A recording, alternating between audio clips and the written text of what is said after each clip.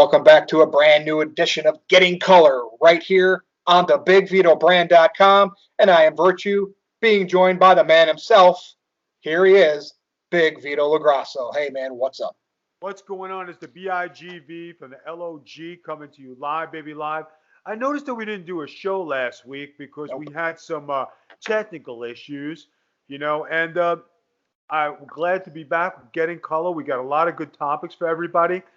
Virtue, why don't you start us off, and what's topic number one for this evening? Well, topic number one now, regarding last week, once in a while we take a week off to make them want more, right? We make them wait 2 weeks once in a while. So they're really going to look forward to listening and watching this show. Let's start it off with some hot wrestling news. SmackDown Friday, the draft, right? The draft. We're seeing players go back and forth. There was nothing really significant. I think Seth Rollins went to SmackDown. They're actually having 2 nights of this thing. I can't even tell you who went where yet because I'm going to wait till it's all over with Monday, and then we'll talk about it. But Lars Sullivan, the controversial Lars Sullivan, because of the sex tape that he had, all of his emotional problems, he's back in WWE, and it looks like they're trying to once again make him look like a monster. What do you think? I think that he can be the biggest heel that the WWE's had in a long time. He's got the look. And after that reputation that he gained and the notoriety from the sex tapes, I hope they parlay that into him being an ass-kicking machine. And I dare somebody to make fun of him. Well, they got to build some people up. I mean, Strowman is fizzled. Brock Lesnar's gone. And I'm talking about the big dudes that could challenge like a Roman Reigns. And I think they have to. They have to at least try. And maybe they tried before, and it didn't work out for whatever reason and all the controversy. But he's back. They're giving him another chance. I think when he had that when you say building up, yeah, when he had the match with Cena and he bailed because he had the anxiety. Anxiety, yeah. Hopefully he doesn't have that. And then when he wrestled the three Lucha guys, they didn't like being thrown around by him, and they kind of didn't sell for him. I hope it's a different ball game for him. It's kind of a shitty deal that what happened. But everybody has their own personal issues, their own personal life, and hopefully he got through some of the stuff and people just put things on the background because hey, nobody's reputation is cookie cut. Everybody's got something. So before you make comments on Lars Sullivan, take a look in your own closet, people. Yeah, and good luck to him. We'll see what happens. Oh boy, Vito, 3 strikes in baseball, you're out. A lot of things are threes, right? It's easier to juggle 3 tennis balls, but WWE likes to keep doing things. We are now at ×3 with Lana, the wife of Miro, Rusev, getting slammed through a table on Raw by Nia Jax. We said it after the first time, they're petty. The second time we reiterated it. Now there's because you've worked at WWE, you know some of the pettiness. They made you wear a dress. You got it over. Poor Lana. What do you think here? I mean, we got to talk about it again.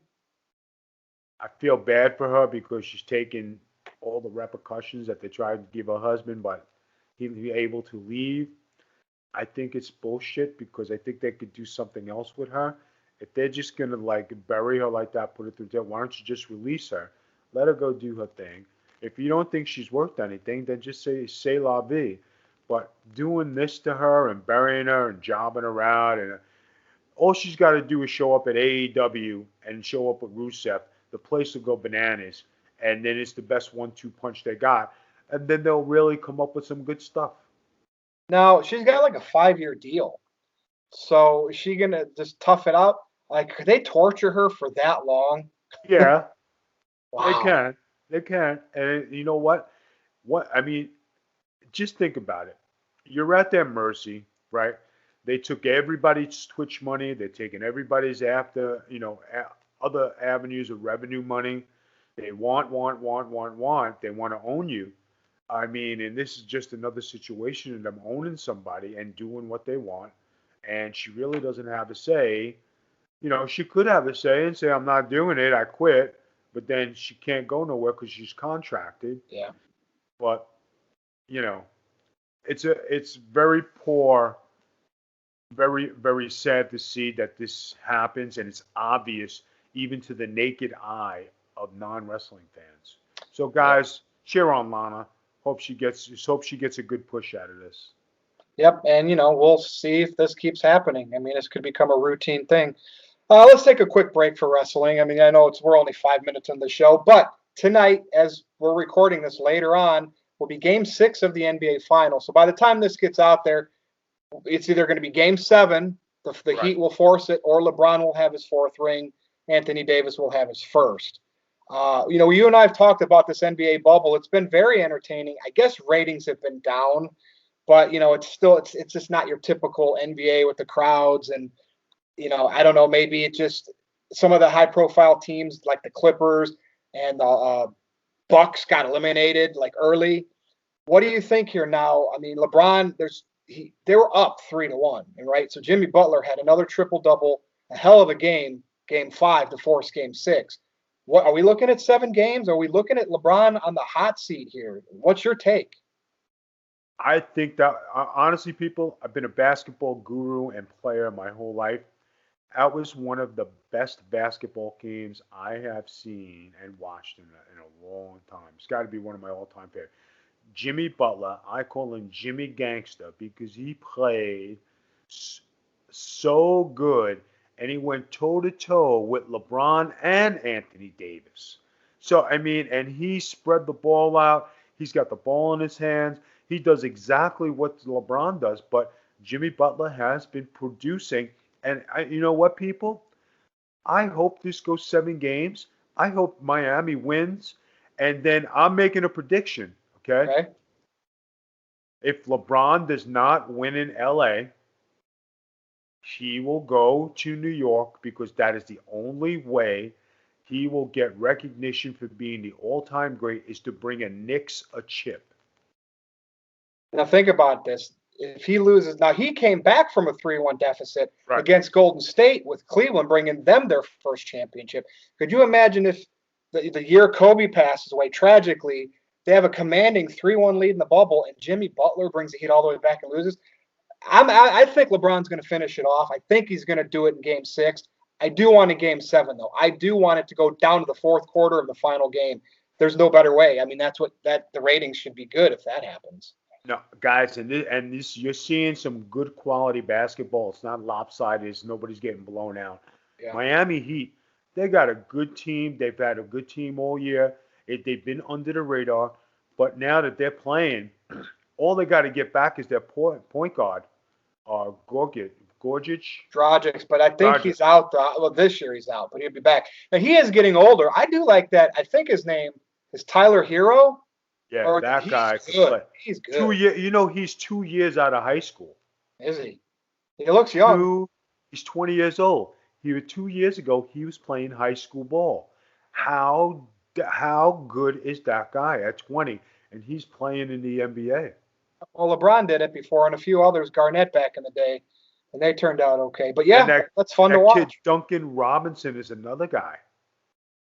Dude, these type of players. See, Jimmy Butler bounced around for a few years, right? Like always disgruntled, or he always blew up. Chicago to Philadelphia, Minnesota. I don't know. He played in a lot of teams. Now look where he's at, and look where they are. Like seriously, making a case to maybe upset LeBron. We'll have to. But you got to remember something too. He's playing for Pat Riley. That guy's a basketball player, right? Mm-hmm. Eric Spoelstra is a great coach. So when he did an interview, he said coach and coach because he listens to both gentlemen. And those guys are good coaches. And Pat Riley, his reputation is impeccable. Yeah. So, I mean, when you're talking about Pat Riley, he made Eric Spoelstra a great coach. He gave him the tools. He had Dwayne Wade, Bosh. He had LeBron. They had, what's his name, Allen. They had a whole slew of guys come through there to make them great. Their program is good, and Eric Spoelstra could be the Bill Belichick of our basketball association because he's that good. Dude, he won those couple titles with LeBron there. Could you imagine if Jimmy Butler, if they come back and win this one against LeBron? I hope it happens. I know, and we're recording this a little bit earlier tonight so we can watch the game. Yeah, we told you. That's okay. So Vito, any thoughts on this baseball playoff? My team, they were under 500. Now in baseball, the Astros, right, the cheaters, they're in the National League Championship Series. And I believe they're going to face the Dodgers, so that should be interesting there. And then I think we have Tampa Bay versus who's our other team in the American League? Is it the Marlins? Or wait, no, it's the Braves are still in it too. Braves are in it. Yeah. Oh no, it's the Astros. The Astros are American League. Remember how they used to be in the National League? I think it's the Astros versus the Rays and the Braves versus the Dodgers. And of course, we could get Dodgers versus Astros. What do you think for the World Series? Ooh. Let me tell you something. We're talking baseball here. I think the biggest bust right now are the New York Yankees. Those guys, I mean, 240 million. They got the big boys. What they did in game 2 or 3 with the pitching, the guy pitching 1 inning and then switching to J, that was bogus. And that was cheap. That was cheap baseball. You know what I mean? That was cheap heat, guys. I'm a baseball guy. I'm a New York guy. And, you know, everybody, they say, oh, the Mets suck. Well, not for nothing, but the Mets were the last New York team to be in the World Series in 2015. And the Yankees, the last time they were there, 2009.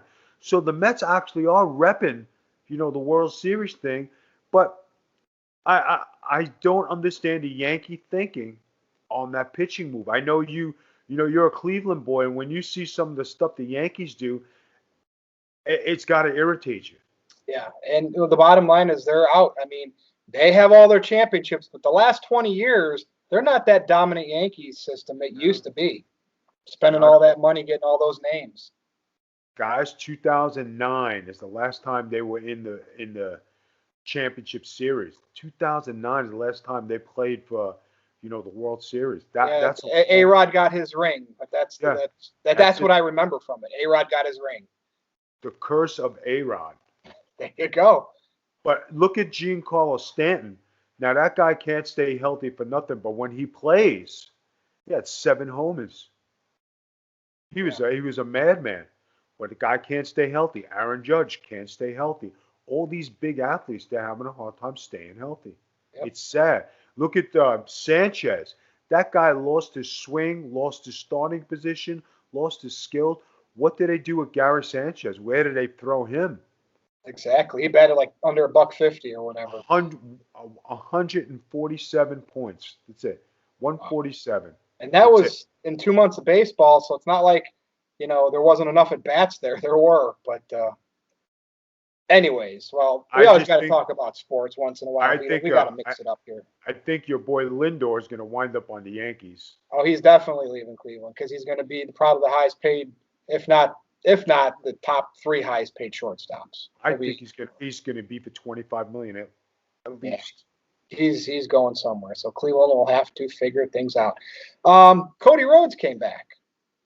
And, of course, you know, I don't know if we talked about it here, but he came back. He dyed his hair black again.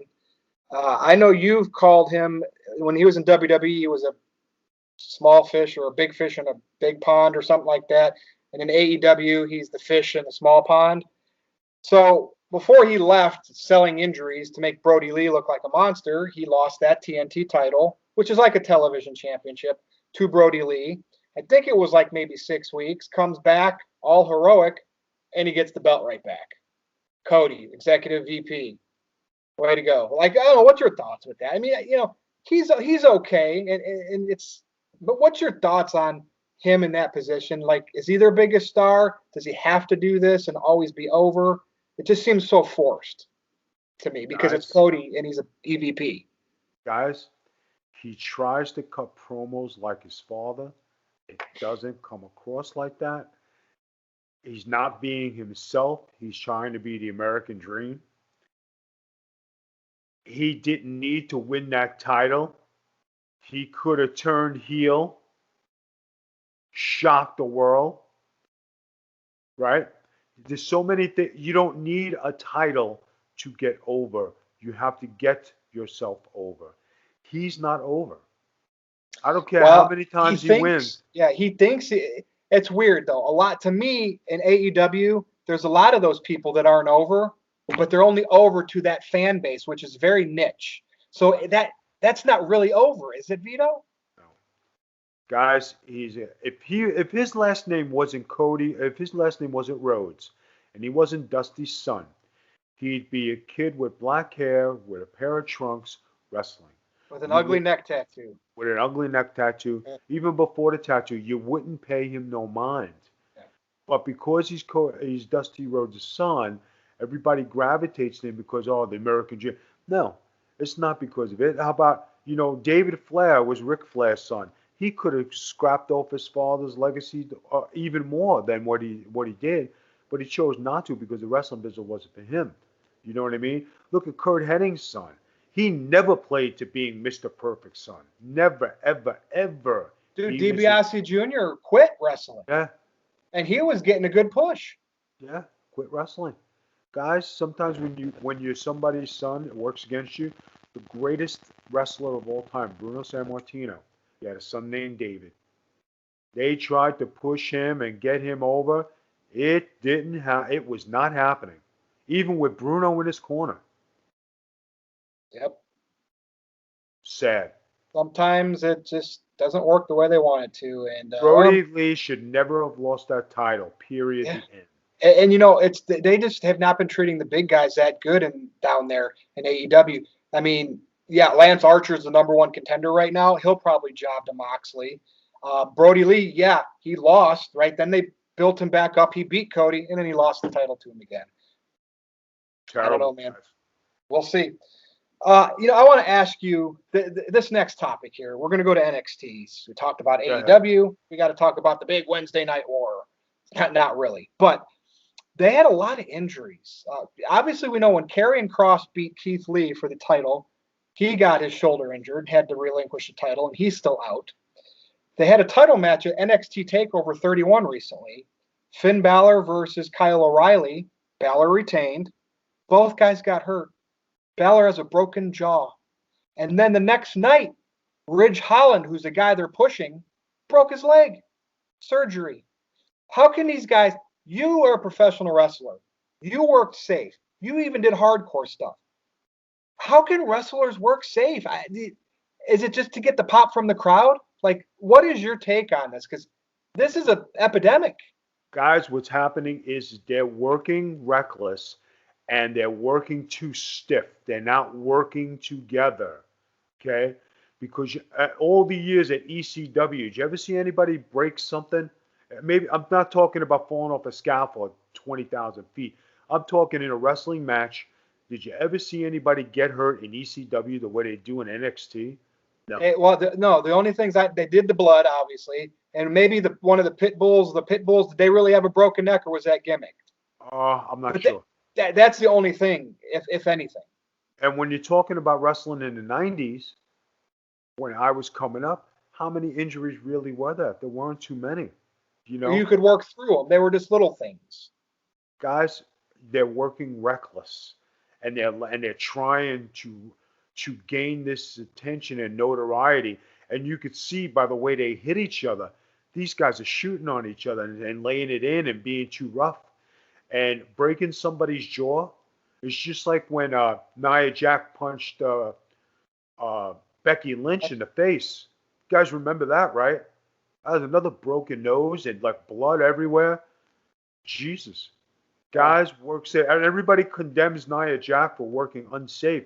Well, here you have all the people in NXT, and they're working the same way. And you're like, okay, they're all coming from the same place, and they're all injuring each other. So what's going on down in NXT, and why are these people getting hurt? Seth Rollins, right? He injured Finn Balor. Yeah, but there's another example. Seth Rollins, he injured Sting, Finn Balor, who's the Cena, broke Cena's nose. And there might have been some other ones, but those were the three major ones for sure. Big time. And you're talking about major injuries where he put Sting out of wrestling. He made Finn Balor give up the title. And Cena, he got his nose broke, and he had to walk out of there with a broken nose all over his face. It's ugly. I don't get it. I don't get it. They just got to work safer, man. I mean, and the thing is, it sucks because then they have to go on the shelf and whatever direction they were going, they have to change it. Now you're being introduced to new wrestlers in the main event. You know, when they say there's always a new door that opens for someone else.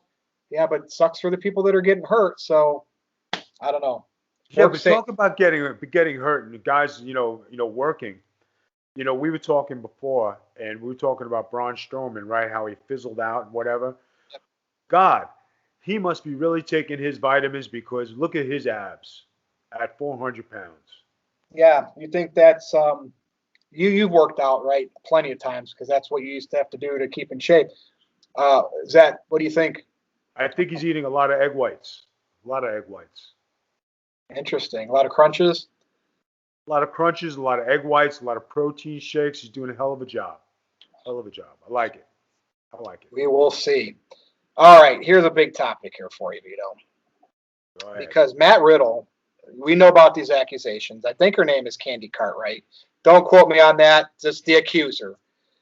He basically ended up admitting that it was an affair, but he's still with his wife, and said he didn't really abuse her, and she just turned psycho. I'm just kind of rehashing it. You know, I know most Right. people know this whole story. All this stuff has been reported already, what Yeah. you're saying. So go ahead. And so they dropped anything legal against her, but he did a civil suing her, I think, or Right. civil suit, or he wants to, and his attorneys, because of her slander, you know, more or less, ruining his image in his mind and his attorney's team's mind.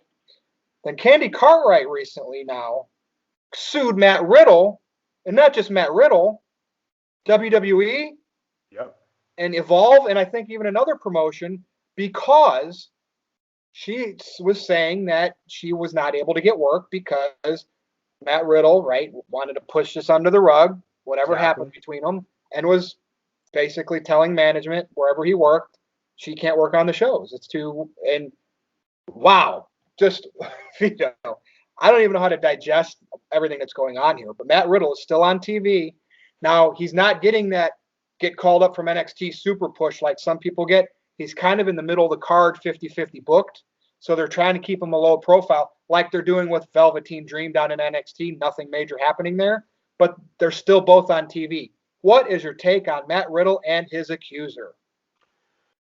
Well, I've been keeping up with it because I read what's online like everybody else.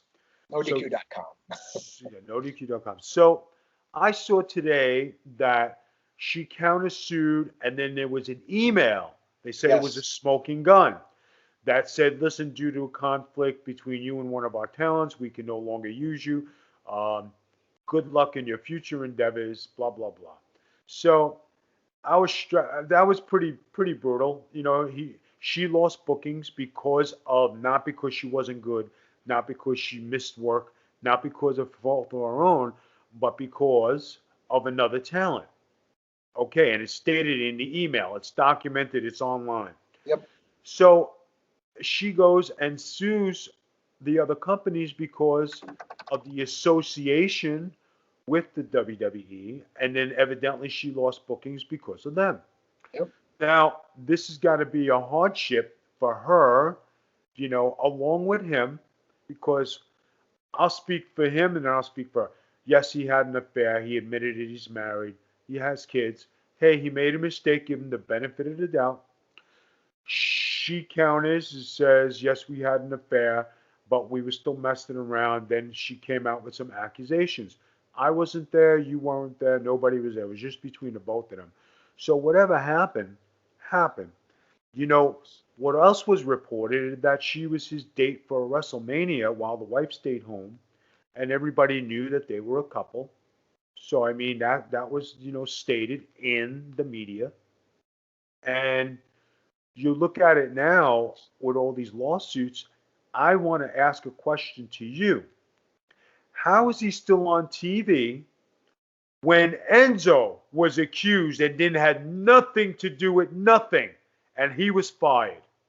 And the thing is, with Enzo, he was making them money. He was like top 1 and 2 on Yes. merch, and that's a big deal to them.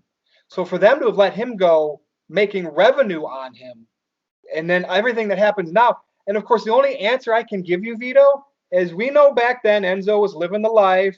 He was Right. partying with that cruiserweight title. He was being cocky, maybe not being, respectful backstage to everyone. And the reputation, they just canned him for that. Maybe Matt Riddle's kissing everyone's ass backstage. That's the only guess I can give you. What do you think? It's guys. I hope Matt Riddle can clear this up so he can go on with his wrestling career and put this behind him. I hope this young lady Candy Cartwright gets a job in wrestling and she does, does something to where if this is what she wants to do, I hope she's victorious in whatever she's trying to accomplish, like getting a job.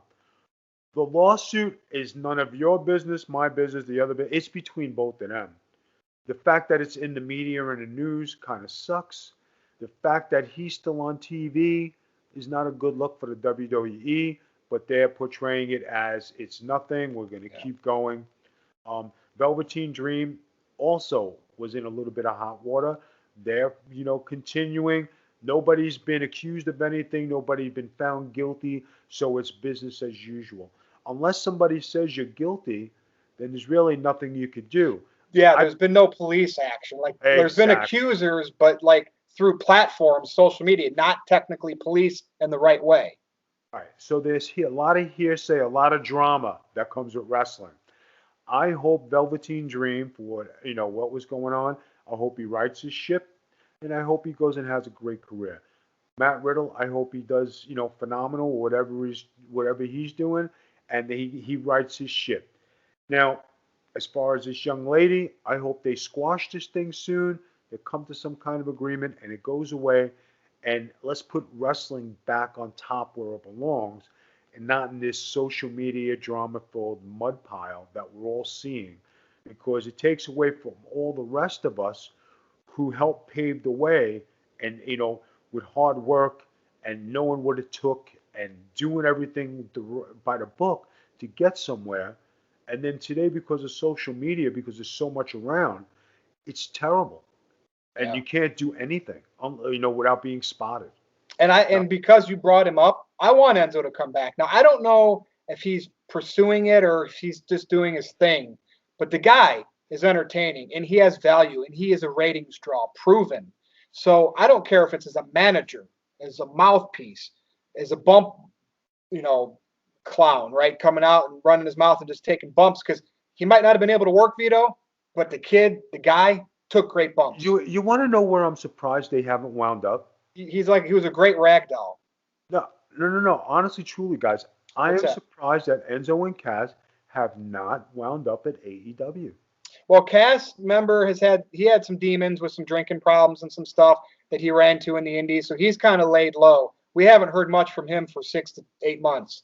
So I don't know. Maybe Enzo's waiting for him to get clear, clear his head and get back to where he's ready to do this thing, so him and Enzo can come back as a package. Maybe that's what's happening. Enzo occasionally works in the Indies. Been working with Pillman's son a lot, putting on pretty decent matches at some indie shows.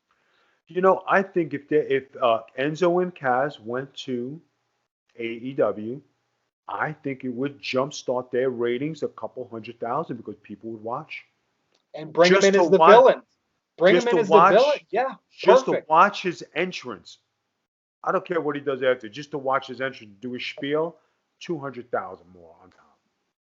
Well, stay tuned because I want Enzo back, and it's all this. Does he want to make that attempt? Is it, he does his rap thing, he does his other things, so he's entertaining enough that if he impressed the right people, he'll find a job again. All right, Vito. Last topic before we close it. What's on Big Vito's mind? You want to close the show, or do you have something you'd like to get off your chest? I always leave it up to you each and every show, and you usually have something, but it's okay if you don't. I do have something to say. Okay.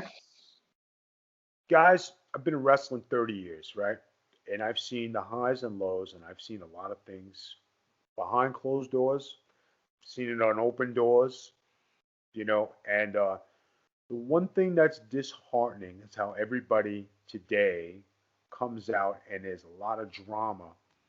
And before, when there was no social media, everything was hush hush, and kayfabe was kayfabe, and the wrestling business was the wrestling business, and you took care of your business behind closed doors. I wish that it would go back to that, where not everything is publicized and we didn't have all the social media, and wrestling can come back 5 notches to bring it back to some kind of notoriety, something special, not just an everyday TV show like we're seeing. What you're seeing today is not what you're seeing in the 90s and 2000, early 2000s. And it's a shame because can it go back to that? Yes. But when you see people in charge and they put titles on themselves and the boys are booking and you still, you know, have one person in charge of another place and he's still making decisions, maybe they're not the best decisions, but they're his decisions and he's doing it to what he sees because he is the mastermind of a great company. And I do give him a lot of credit for being that guy. But I think sometimes you gotta push the envelope and push the envelope, tear it open, and say, okay, I'm gonna empty everything out and start a new envelope. I just wish it would repackage itself and go back, 10, 15 years. Just like Yeah. everybody watches WCW, everybody buried Vince Russo, but everybody watches all of Vince Russo stuff. Yeah. So, Good I point. mean, guys, let's bring it back a notch, and don't bury these two young men who are having problems, and let's see, uh, Lars Sullivan be a success. Let's see Matt Riddle, go on to greater things. Let's see Velveteen Dream do good in wrestling. Let's see Miss Cartwright, get through this and go on and be something fantastic. And let's have good things happening in wrestling instead of all the bullshit that goes on. Oh, great. Well said, like always, Vito. Well said. All right. So, thank you for watching this edition of Getting Color. It's always a blast, but Vito and I are ready to go get comfortable so we can watch that Game 6 of the NBA Finals. By the time you listen and see this, we'll already have a result, so we don't know if we'll have Game 7 or not. But make sure you follow Vito on Twitter at the Big Vito Brand. Follow me over there as well at NoDQ_Virtue. But that's all we have for this week, folks. Be sure to go to thebigvitobrand.com. That's Big Vito. I am Virtue. This has been Getting Color. Thanks for listening or watching. We'll see you next time.